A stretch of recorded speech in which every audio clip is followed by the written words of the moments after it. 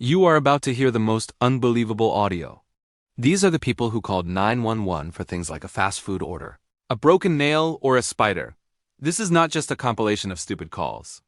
This is a look inside the lack of common sense that ties up emergency lines across America, potentially putting real lives at risk. We've compiled the absolute worst, the most selfish, and frankly, the funniest reasons people wasted a life-saving resource. Stay tuned, because you won't believe the caller who dialed the police for a simple refund. These stories are all real, and we're starting with a woman who reported an actual alien invasion of her pizza. Let's get into the most absurd 911 calls ever recorded. When we call a dispatcher in the United States, we expect a professional, calm, and objective voice on the other end, ready to deal with genuine life or death situations. But what happens when that professional is forced to deal with someone whose idea of an emergency involves their personal preference? We're not talking about accidents. We're talking about malicious intent to misuse the system. The next cases we're presenting are taken directly from the US audio logs, and they will highlight the staggering gap between expectation and reality, starting with a man who couldn't handle a simple case of poor customer service. Every frivolous call places an invisible clock on someone else's true emergency. This isn't just theory. It's a terrifying reality dispatchers face every single day, having to manage the frustration of the absurd while waiting for the truly critical calls to break through. The story we're about to dive into perfectly captures this dynamic. A male caller who decided his annoyance was worth more than a genuine emergency. He believed the police were his personal complaint department, and his chosen battle was over something you deal with every week. Picture this: a Saturday afternoon, an average shopping center, and a simple transaction gone wrong at a major retailer. Instead of asking for a manager or simply leaving a complaint, this man decided to escalate the situation straight to the top, demanding legal intervention over a product disagreement.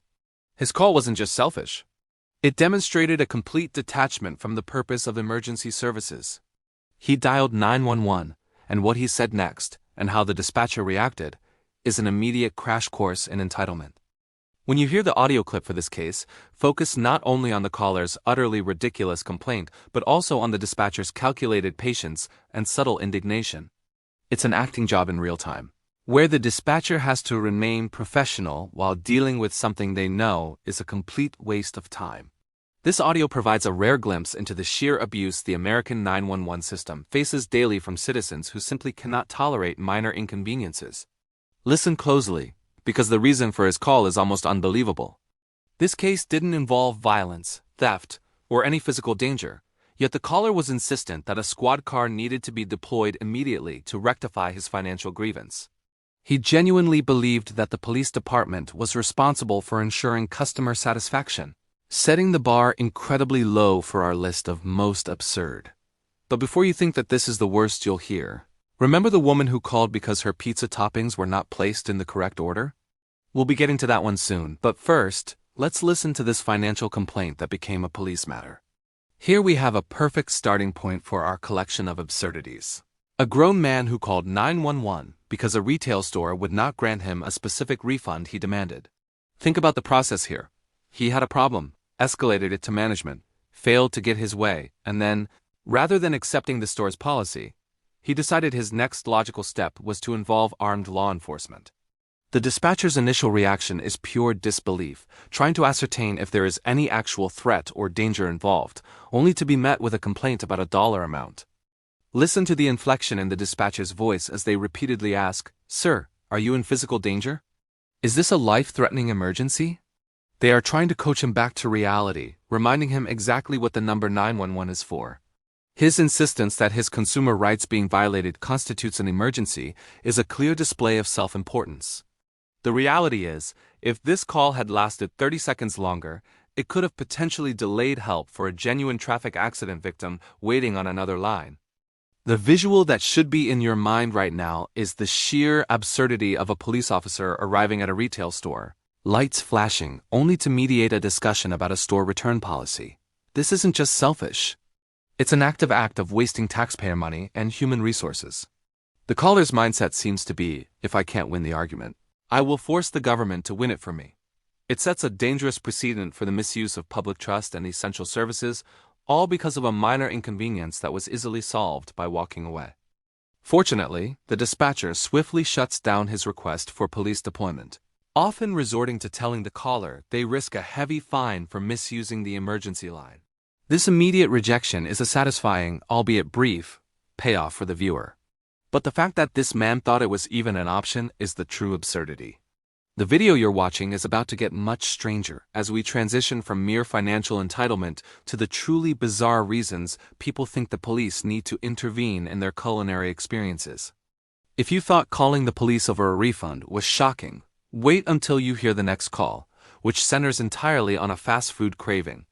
This is a person who was so angry about the quality of her order that she treated the dispatcher like the CEO of the restaurant chain. Her complaint involves cold fries and an attitude that demands immediate attention. Get ready for a glimpse into a true fast food freakout, a call so petty it makes the retail guy look like a model citizen. This next call defines first world problems. A woman, clearly furious, dials 911 because the hamburger she just received from the drive-thru was cold and her fries were soggy. She wasn't just annoyed. She was demanding police intervention to rectify the perceived injustice of her meal being subpar. Her argument: she paid for hot food, and she expects the police to ensure she receives it or that the restaurant faces legal consequences. This is entitlement served cold, right alongside her dinner. The dispatcher in this recording attempts a series of highly frustrating questions, trying to steer the caller toward a reasonable solution, like returning to the restaurant or contacting customer service. But the caller is having none of it, insisting this is a robbery because she was given inferior goods. This interchange highlights the draining emotional labor that 911 operators perform, having to calmly argue with people who are completely divorced from reality. The sheer time wasted on debating the temperature of a burger is enough to make you cringe. While the complaint itself is ridiculous, the underlying issue is the location. She's calling from a busy parking lot or even the drive-thru line, distracting herself and potentially others, all while tying up a crucial emergency line. Her anger is so intense that she threatens to physically confront the employees if the police do not arrive immediately. This element moves the call from merely annoying to potentially creating a public safety incident, all because of a drive-thru mistake. Why do people behave this way? The psychology behind these calls often boils down to a belief that any frustration or inconvenience they experience is a crisis worthy of government attention. This woman felt her consumer experience was more important than any other potential emergency in the city. Her lack of self-control and inability to handle a simple mistake highlights a broader social issue we face, making these audio clips less funny and more alarming when viewed in context. The next caller we have completely shatters the barrier between private arguments and public law enforcement. If you think arguing about a burger is bad, wait until you hear the man who decided that a game of checkers was a police matter. This wasn't a fight over money or property. It was a dispute over the rules of a board game, escalated into a desperate call to 911. Prepare yourself for the most ridiculous game dispute ever recorded. Imagine being a police dispatcher and answering a call where the emergency is a long-standing dispute over a game of checkers. That's exactly what happened in this recorded call. A man, completely distraught, calls 911 to report his friend for cheating and refuses to accept the defeat. He actually demanded a police unit be dispatched to their home to review the board, adjudicate the rule violation, and potentially arrest his friend for fraud. The absurdity is staggering, yet his tone is deadly serious. The dispatcher initially assumes the dispute involves physical violence or a stolen item used in the game. When the caller clarifies that the issue is purely the disagreement over a jump or a king, the audio captures a moment of pure, understandable exasperation. The operator is forced to spend precious minutes explaining that the police cannot intervene in domestic board game disputes. This showcases the incredible patience required to deal with people who lack basic conflict resolution skills. These types of calls are sometimes referred to as golden window waste. The first few minutes of a real medical or criminal emergency are the most critical, often determining the outcome. This man, instead, chose to waste that golden window on a game of checkers that likely has no stakes beyond bragging rights. His inability to differentiate between a friendly disagreement and a criminal offense paints a clear picture of how disconnected some people are from the severity of calling emergency services. What is the underlying motivation here? It's not about the checkers. It's about a need to be right, backed by the ultimate authority. The caller sought validation for his victory, attempting to use the state's power to enforce his personal interpretation of the rules. This type of narcissistic entitlement is a running theme throughout these absurd calls, where individuals view public services as extensions of their own personal will. They are willing to sacrifice public safety for private validation.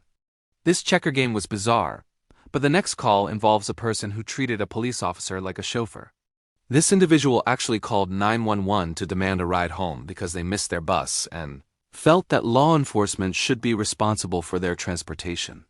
Get ready to witness a truly audacious request for a police taxi service, taking the concept of public service to a whole new level of entitlement.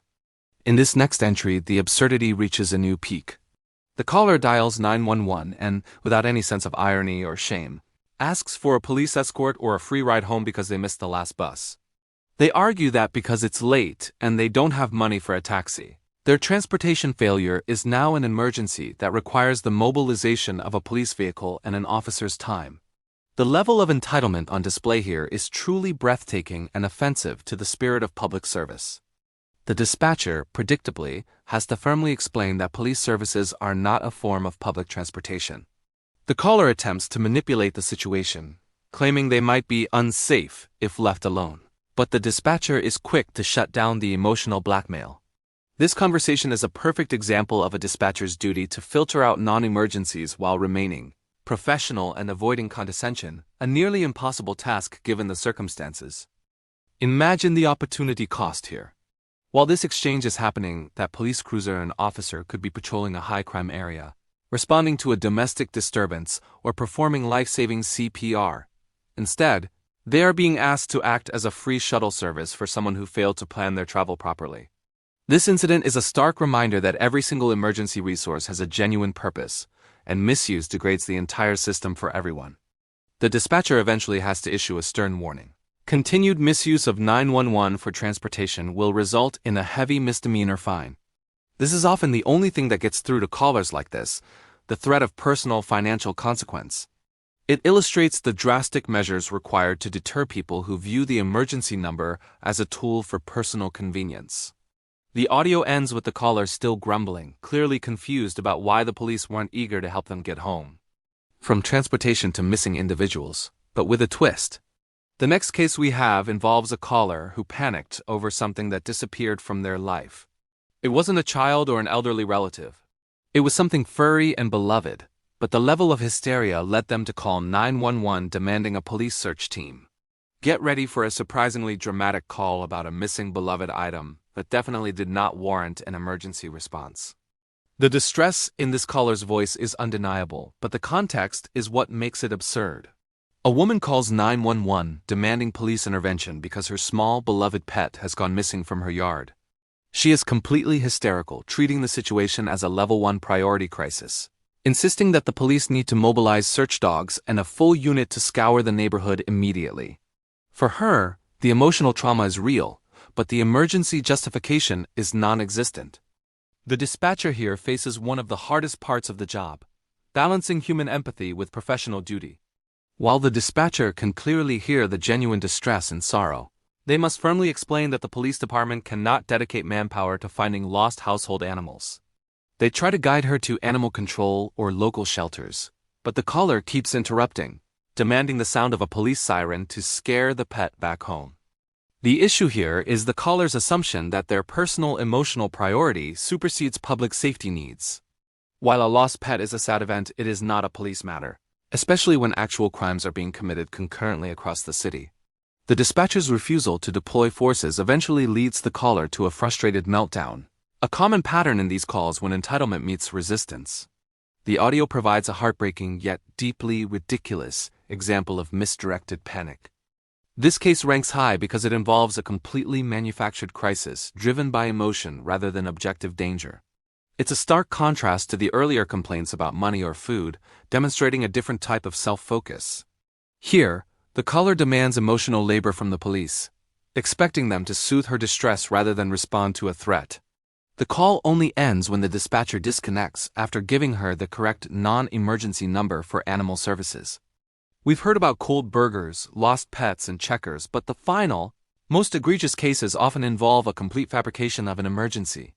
The next caller we're covering is a perfect example. A person who called the police to report a situation that was an absolute non-event. They were calling about a simple, everyday domestic issue, demanding protection from a non-existent threat. Get ready for the ultimate anticlimax, a case where the emergency was literally invisible. This call is often cited in dispatch training as a perfect example of what is not a threat. The caller, in a whisper, reports a potential break-in and demands immediate police presence. The dispatcher, reacting to the tone, starts to mobilize units, asking critical questions about the intruder. The tension builds until the caller finally reveals the actual cause for the call. They simply can't find their keys and think someone must have taken them to inconvenience them. The moment the dispatcher realizes the intruder is a misplaced set of car keys, the entire emergency protocol screeches to a halt. The relief is palpable, but it's quickly replaced by severe annoyance. The dispatcher has to verbally de-escalate the entire incident, instructing the caller to look under the couch and check their pockets, essentially taking on a babysitting role. The sheer waste of time and the emotional whiplash of believing a life was in danger, only to find it was a house key, is crushing. While some might argue the caller was genuinely fearful, the insistence on calling 911 rather than the non-emergency line, or simply looking for the keys first, is the absurd element. It's an immediate jump to the highest possible authority for the smallest possible problem. This incident underscores the urgent need for public education on what constitutes a true emergency, contrasting the caller's self-created drama with the reality of actual criminal activity happening elsewhere. These final cases, including the misplaced keys, the cold burger, and the checkers game, are what make this video necessary.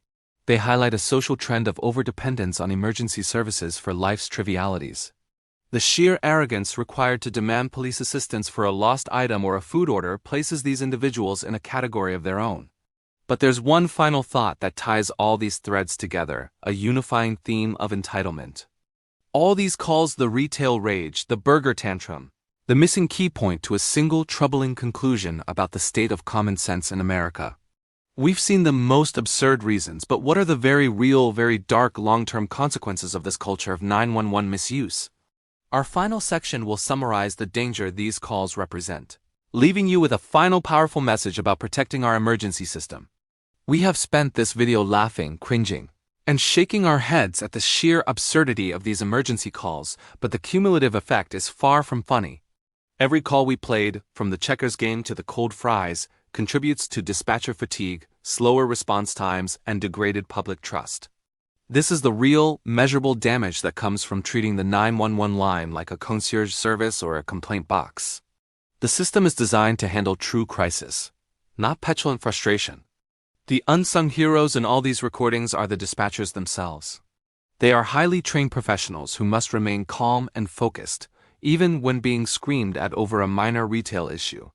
The emotional and mental toll of constantly filtering out the absurd, while simultaneously being prepared for the trauma of genuine emergencies, leads to high burnout rates and immense stress. Their patience, captured in these recordings, is a true testament to their dedication to public safety, despite the public's abuse. In nearly every state, misusing the 911 system is a crime, often classified as a misdemeanor. This is done to deter the very behavior we've documented. Fines can run into the thousands of dollars, and repeated offenses can even lead to jail time, a necessary deterrent when public safety is on the line. The law must draw a clear line.